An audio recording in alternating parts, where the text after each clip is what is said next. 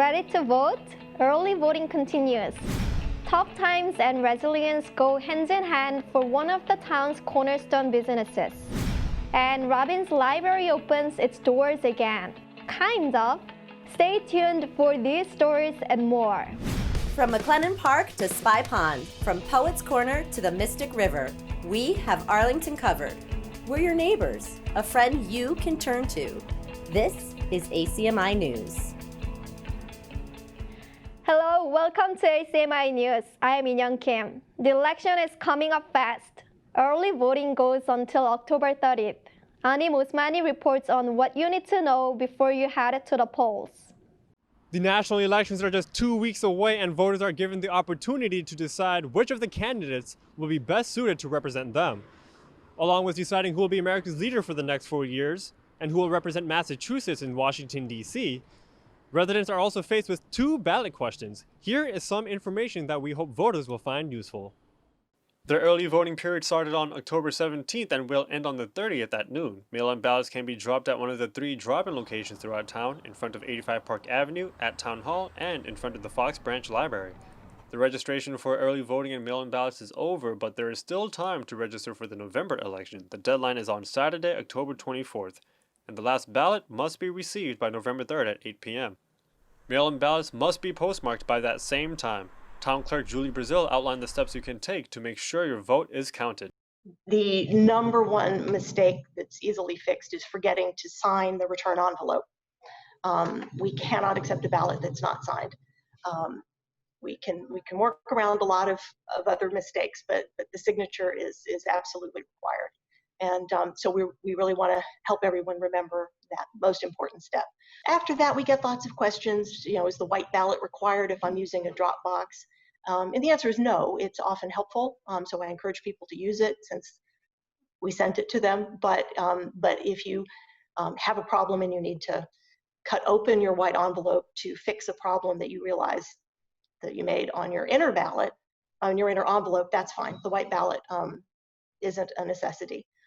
Thousands of residents have already cast their ballots. One early voter explains why it's a great option. I just think it gives more people an opportunity to vote when they can vote. For some people, Tuesday is not a good day to vote. I think early voting gives more people opportunity to vote when they can. Another resident urges people to vote early as well. I feel like everyone should go do it. Vote now if you can. If you're not registered, register now. Some of you might like some guidance about the content of the 2 ballot questions Massachusetts voters are deciding on this year. We asked State Representative Sean Garbely to break down the first question, the right to repair. So the first question, or one of the questions says, is a question that Massachusetts voters have seen before, and it's the question of right to repair and who should have the information to your for your car so that you can get it fixed no matter where you are, a local auto dealer or a car dealership. And there were many times where a car dealership had the information of your car that local auto mechanics did not. So you were forced to bring your car to the dealership because they had that information. What kind of information are we talking about? Like the information, the schematics, the actual specifics of what's under the hood, depending on the model and make of your car, that other, auto mechanics didn't have access to. The second ballot question seeks to change the state's voting system to ranked choice voting, which is already in place in Cambridge. Representative Garbely explains the proposed system.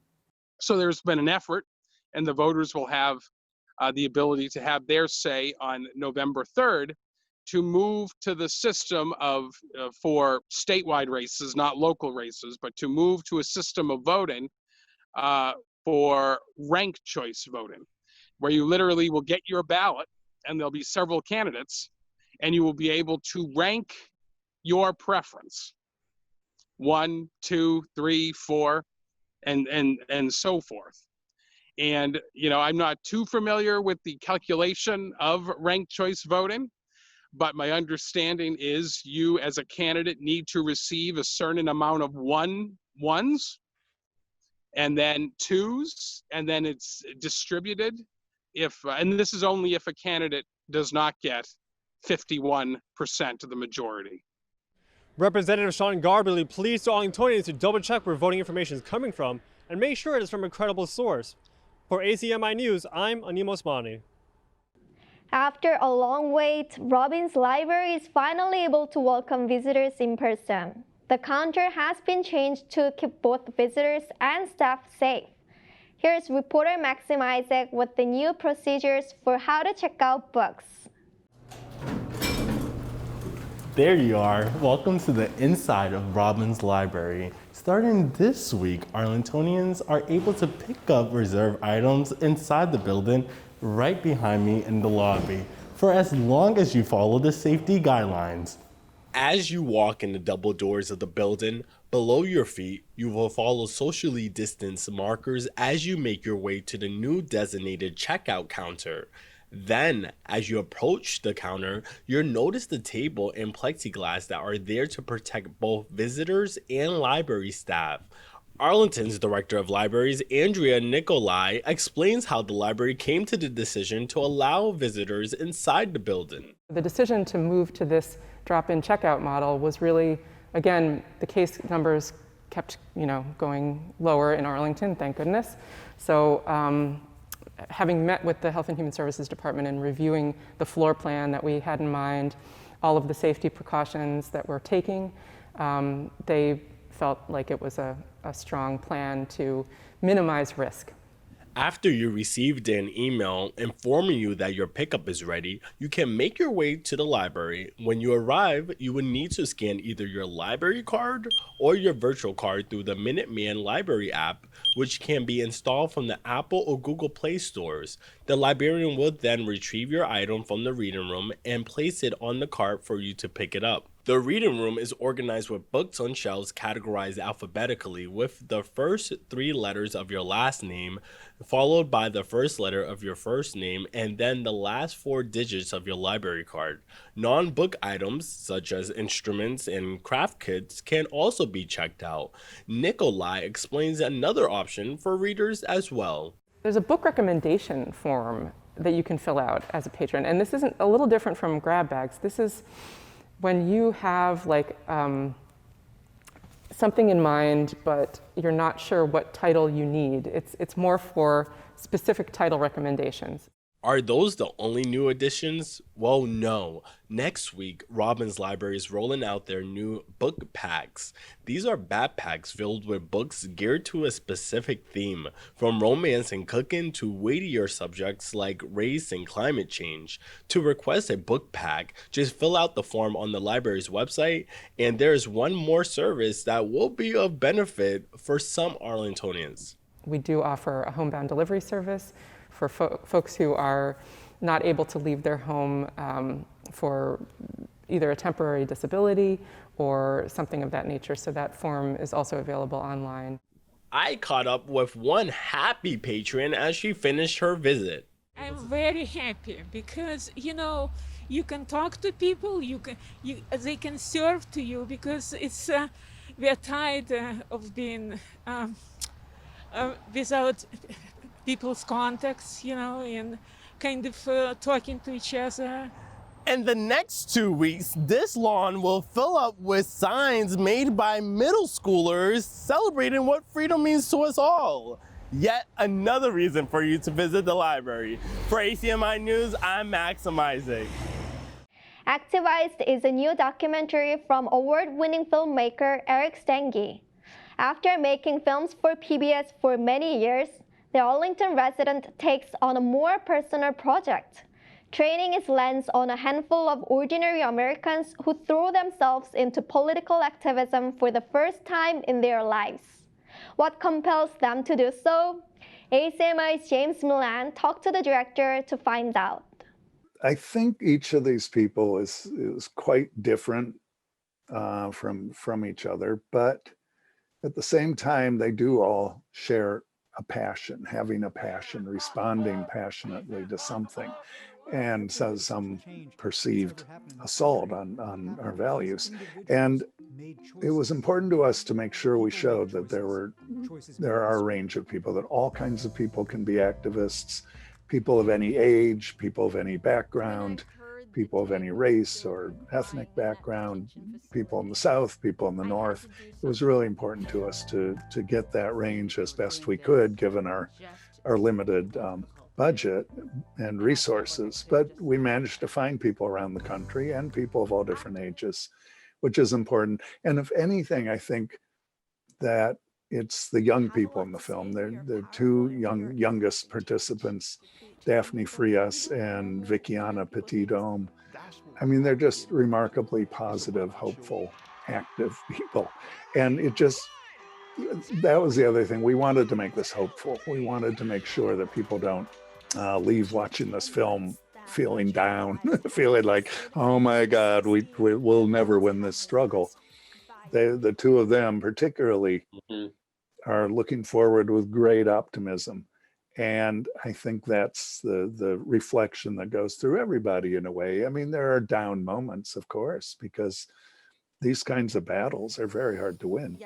But we want people to realize that despite all the setbacks, steady progress does get made.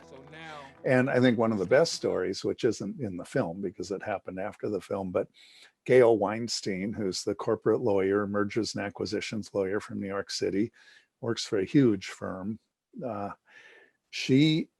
After she made a couple of visits to the border to help represent women who were held in detention, she came back to her big New York high-rise office and sent out an email on her Freed Frank firm email asking if any lawyers could help with some of these cases pro bono, not go down to the border. She wasn't asking that. She was just saying to help do the legwork, the research. And she thought she would get 5 or 6 responses. She got something like 70 responses by the end of the day from lawyers all around the country from her firm saying, yes, I would love to help. And they have continued to help, and they've helped now, I think, dozens of people. We are delighted to let you know that you will be able to see Activized right here on ACMi. It will air regularly throughout the week on our public channel, starting next week. Look for specific times on the schedule on our website. It's been a long battle through the pandemic, but the Regent Theater has survived through creative thinking and flexibility. Now it is set to allow limited in-person seating following safety protocols. Reporter Ani Musmani visited the Regent to see how they have managed the challenges. To be or not to be, that is the question. Whether the Regent Theater succumbs to the virus's tight grip on the local economy, or shall it prevail against the unseen adversary through modern techniques of staying connected? Enter theater manager Leland Stein. I'm Leland Stein, the co-owner of the Regent Theater here in Arlington Center. Over the years, the Regent Theater has been the venue for all kinds of events and performances in Arlington, but they've never had to deal with the challenges of operating during a pandemic. Things were kind of starting to spiral a little bit, and as things got worse, there was concern that we wouldn't be able to operate as normally, but we didn't know, everything happened so quickly, we didn't realize, A, that we would be completely shut down suddenly, and B, that it would be a long-term thing going on over 7 months now. On March 12th, the Regent Theater featured an act from Italy. The venue was booked out that day and the next with a full slate of upcoming events as well. But little did they know that March 12th would be the last performance for a long time. Massachusetts declared a state of emergency on Friday the 13th. All events were postponed until further notice at that time, but it was never clear how long the state of limbo might last. Postponing the events itself was a challenge because, nobody thought it would go on for months and months and months. So it was like, okay, maybe this will be a few weeks and the vaccine will go away or whatever. But soon we realized, well, it's not going to be a few weeks. Postponement can only get you so far, and the cancellations began to pile up. The Regent didn't give up, however, and looked for innovative approaches to stay in business. It was quite a shock, and went through probably maybe a few weeks of just feeling pretty devastated. And I realized that at that point, we could either lie down and accept defeat or throw a Hail Mary, so to speak. And I realized that live streaming was our only way out of this. Technical director Ryan York set up a streaming station using 8 Panasonic cameras, a hardware switcher from Roland, and a PC-based vMix system to bring live and pre-recorded concerts directly to your screen at home. Sometimes it's a case of what we'd like to have in terms of what CDNs or streaming services we'd like to use and what we can afford. And we've been slowly climbing up to better services, but it's been fun and engaging. After doing the same thing for 10 years, I have to say I do appreciate the change in the workflow and the new challenges. So, now that Massachusetts is in Phase 3, Step 2 of its reopening plan, the Regent Theater is beginning to allow in-person seating at the venue. I asked Leland about what steps the theater has taken to accommodate safety regulations and procedures. We are allowed to have audiences in the theater, technically up to 50% capacity, which we wouldn't do because we couldn't do that with safe distance seating. So we've roped off every other row. We've have directional entry and exit, only one restroom open, which we monitor and clean regularly, surfaces cleaned. We take temperature checks and register everyone that comes in case contact tracing is necessary. And we've actually gone above and beyond by installing an brand new air filtration system here in the main theater, both the orchestra level and balconies, and also with the underground studio facility. There's still a long way to go before things get back to normal for the Regent Theater. But in the meantime, take full advantage of getting to relax on your sofa and treating yourself to some free performances. For more information, visit the Regent Theater's Facebook page or on their website at regenttheater.com. I, Anim Osmani, bid thee farewell, kind viewers. Thank you, Anim, for that report. In other news, Halloween is right around the corner. I wanted to know what would be different this year. Halloween is coming, but like everything else, trick-or-treating will be different this year. We're not doing Halloween this year because of COVID-19. Not safe to have kids come trick-or-treating or to be giving out candy. I kind of knew there was going to be no trick-or-treating with the corona, so I wasn't too surprised, but I was disappointed. The Centers for Disease Control considers trick-or-treating a high-risk activity. Along with the CDC, the Massachusetts Department of Public Health also issued Halloween safety guidelines. Kirsten Bongiorno, Director of Health and Human Services for the town of Arlington, explains the town's guidelines. We are providing guidelines on how to be safe during Halloween. The CDC and the State Department of Public Health have come out with 3 categories of risk. There's the low risk, the moderate risk, and high risk activities. And we're really urging residents to review the low and moderate risk activities. The state recommends that putting candy into a bowl should be avoided.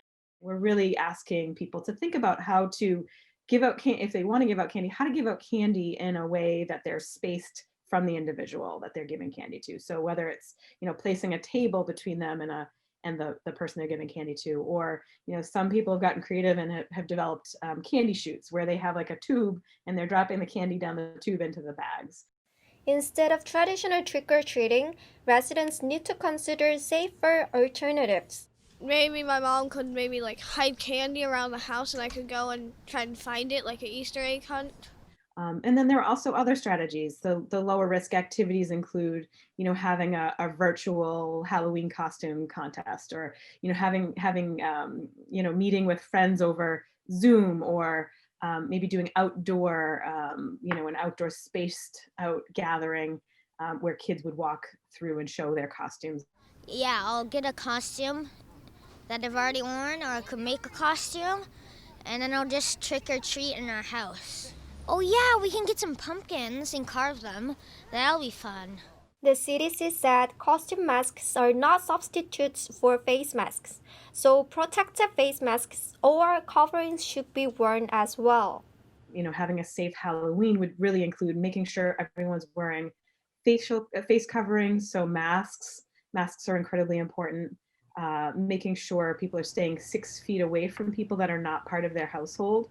And also just if anyone is sick, making sure they're not going out.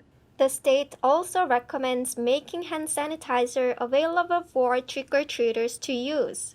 It's so important that we do not see a spike in 2 weeks of COVID in our community. By doing Halloween safely, we can ensure that our community can continue running.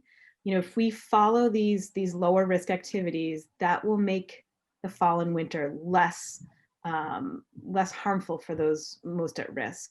Even if your kids want to eat their candy while trick-or-treating, don't let them eat until they get home. Make sure all hands are washed thoroughly after getting home. And enjoy a safe, sugary Halloween. Arlington's True Story Theater Group has been bringing the community together through improvisational performances for a long time. This week, the troupe held their annual fall fundraiser on Zoom.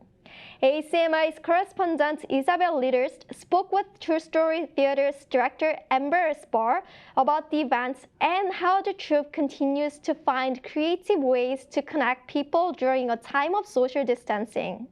Hi, Amber. Thank you so much for being with me today. Even if it's over Zoom, this is a great way to connect with each other. I know that is a big part of your work with True Story Theater. True Story Theater has been part of Arlington for over 20 years. And last night was our seasonal fall fundraiser. Fundraiser was an effort to help raise money so that we can bring these performances, bring people's stories alive. We invite people to tell their own stories of moments from their lives based on a theme. Like for the fundraiser, our theme was stories of connection. Since our performance is all improvised, it's so much about being responsive to what's happening in the room and seeing who's there and what are people's reactions. So it's been challenging because we don't necessarily get to see everybody. Here's a clip from the fundraiser of the actors performing their take on what it means to be lonely during the pandemic. It's not as easy as before. Another errand by myself. I'm way over here. I'm over here. I just wanted to call a friend. I don't think I've spoke to people for days. Hello. Can we talk? Hello. Hi. I miss you. Hello? Missing people, being around my people. Missing you. Amber told me more about why the troupe is fundraising. It was our work to help support the work that we do in communities. True Story Theater partners with many different community groups all around the Boston area and has been partnering directly in Arlington now for many years. When we partner with community groups, they're able to come up with a bit of money to hire us. And then the funds that we get in our fundraisers help supplement that. I felt really honored to be able to partner with the town of Arlington to hold conversations around racism and reforms. So people really looking at what's happening in our communities, what are our personal experiences around that, and having our troupe be able to reflect that. We're hoping to do at least 2 performances plus some of these bystander training workshops. And then those funds will go to support that and also the collaborations that we're doing. True Story Theater is going to be doing a performance around the theme of standing up to everyday bigotry.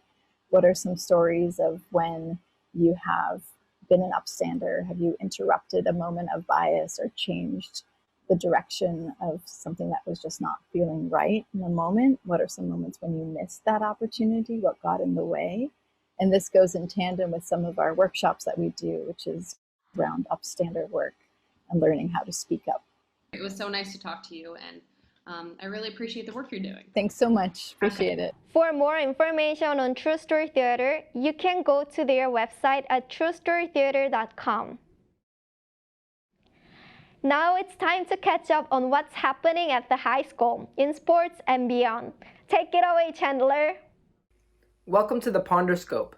your Arlington High School news, updates, and more. Join Emergency Arlington on Saturday, October 31st for a family-friendly, climate-themed Halloween parade at 4 p.m., followed by a rally at 4:30. The parade will start at the Town Hall, and the rally will take place at Whittemore Park. Wear a mask, a climate or nature-themed costume, and bring noisemakers for this merger of Halloween spirit and social activism. This year, the Arlington High School Drama Guild will be presenting a show every month. All aspects of the performances will be done over Zoom, including the auditions, to be held on October 27th and the 28th. Contact mbyrne at arlington.k12.ma.us for any questions and the sign-up link. Wednesday mornings from 8 a.m. to 11:30 a.m. will be reserved for the ongoing distribution of materials to students. The school will continue to use the entrance to the left of the courtyard gates labeled Monotony Preschool. Students may come to pick up any textbooks that they still need.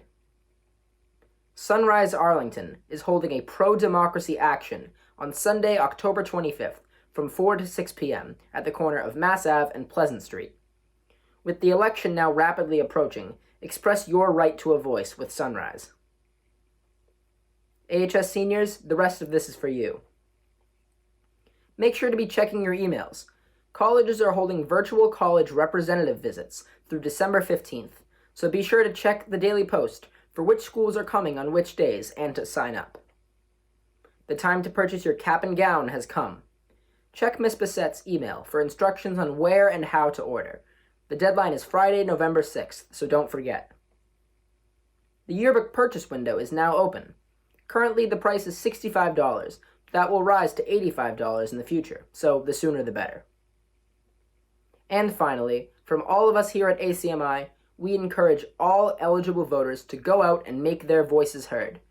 Voting is a privilege that not all of us get to enjoy, so take advantage of this privilege and vote for the world in which you want to live. I'm Chandler Betts, and this has been the Ponderscope. Now, throwing it over to Nick for the sports update. Nick? Thanks, Chandler. With another week of sports behind us, we have a lot of games to discuss. Let's start with the boys varsity soccer squad, who hosted rival Lexington for senior afternoon at Mary Pierce Field in Arlington. After going down 1, senior Toby Ritzkowski had a beautiful goal in the second half to tie things up. He brings it across. Who's there but Toby! Ritzkowski Shot. takes a shot, scores! Unfortunately for the Ponders, the Minutemen netted a goal in the last 3 minutes of the game to take the 2-1 lead and walk out of the game with the win. Despite the loss, the Ponders and especially their seniors had a lot to celebrate after the game for senior afternoon. And I was lucky enough to sit down with goal scorer and senior Toby Ritzkowski to walk me through some of the afternoon's emotions. Senior night, or afternoon as you called it, is like a super important day for everybody. And, we wanted to get the win. And obviously having the ceremony after, it was a little down because we had just lost. But Lexington's one of the top teams in the state like every year. So conceding 2 goals against them over 2 games, it's not a bad result. So we were happy with that. Next, we move on to the girls' soccer squad who are on the road this week, also against Lexington. The girls continue to prove that they are one of the best teams in the division as they beat Lexington 3-2 to win their 4th straight game and stay undefeated on the year. The wins around Arlington continued as the track team won their match last Saturday by a score of 31-24. Field hockey took a tough loss against Lexington, losing by a score of 10-0. And then finally, last Tuesday, the golf team took another loss against Reading Memorial in a close bout, barely losing 38.5 to 33.5. Now, with plenty of action left behind us, we have a lot more to talk about coming up this week. So let's take a look at the upcoming matchups for our Spy Ponders. Golf wraps up their season next week with back-to-back games against Winchester on Tuesday and Wednesday at 3. Field hockey is in Winchester this week for an early bout at 11:15 a.m. And girls soccer heads to Winchester as well, facing off on Saturday at 9 a.m. as they hope to stay undefeated.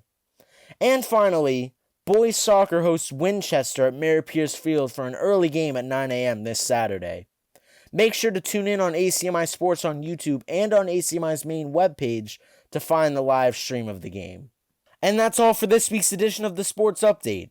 Make sure to check back next week to see where our Spy Ponders stand as we inch closer to the end of the regular season. From ACMi Sports, my name is Nick Antonakis.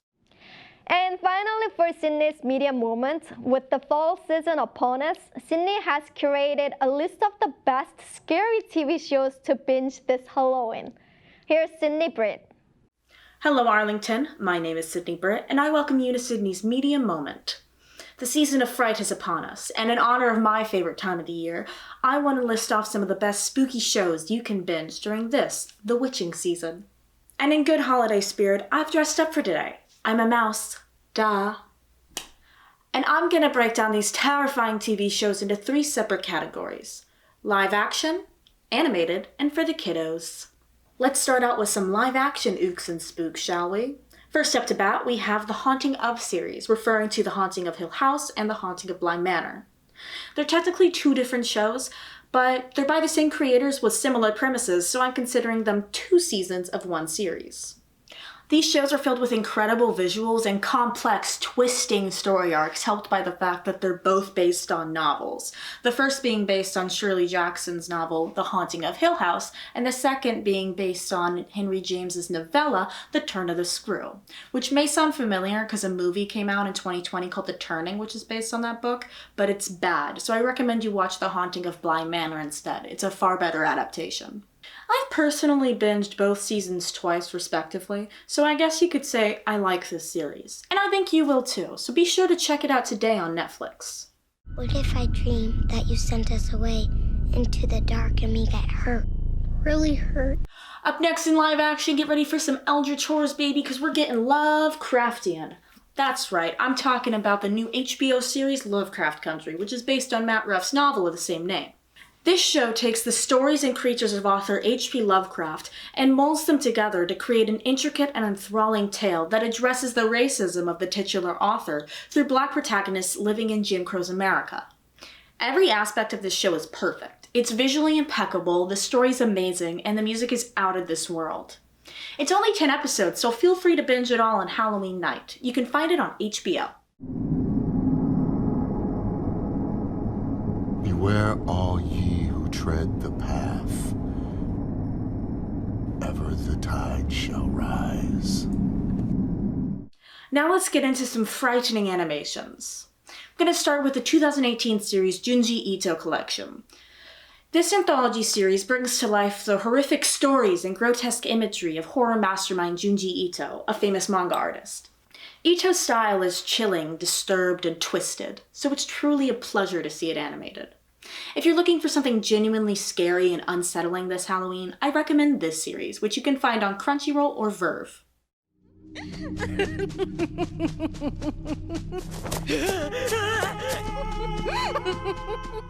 Next, I want to bring up to the plate Devilman Crybaby. It's an original Netflix anime based on a manga of the same name.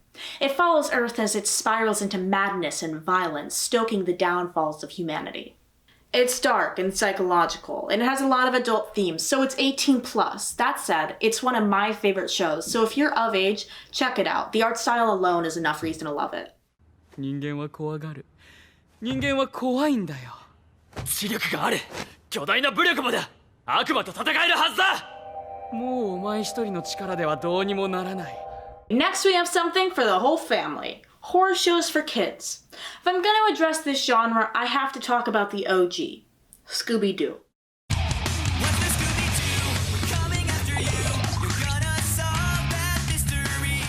The show started in 1969 with Scooby-Doo, Where Are You? But I grew up with What's New, Scooby-Doo? The one with the best theme song, so that's what I'm recommending. All 3 seasons can be found on Netflix, and it's just a perfect little piece of nostalgia.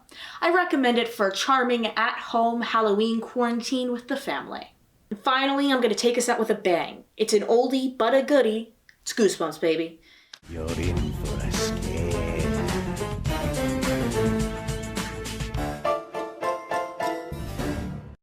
Now, this Canadian-American TV show is incredible. I binged it with my roommates in my freshman year of college, so I can honestly say it's fun for the whole family, fun for all ages, really. The stories remind young adults of the cheesy books from their youth and send shivers down the spines of younger viewers. It's an anthology series, so pick a title that sounds good, chow down on some candy corn, and enjoy. And that'll do it for this week. I want to remind you that I'm a mouse and wish you a happy spooky season. I hope you're overindulging as much as I am. Thank you for tuning into this week's newscast. You can find more great content on our website at ACMi.tv and follow us on Facebook, Twitter, and Instagram. Enjoy the peak of this fall season and always stay safe. For ACMi, I'm Min-Young Kim. You can always check out our latest segments and newscasts on the web at acmi.tv/news. And don't forget to like us on Facebook and follow us on Twitter and Instagram at ACMi News. Make sure to subscribe to our YouTube channel as well. You'll find us at youtube.com/ACMi News. If you have any news tips for us or wish to become a citizen journalist, we'd love to hear from you. Email us at news@acmi.tv or stop by ACMI Studio A at 85 Park Avenue.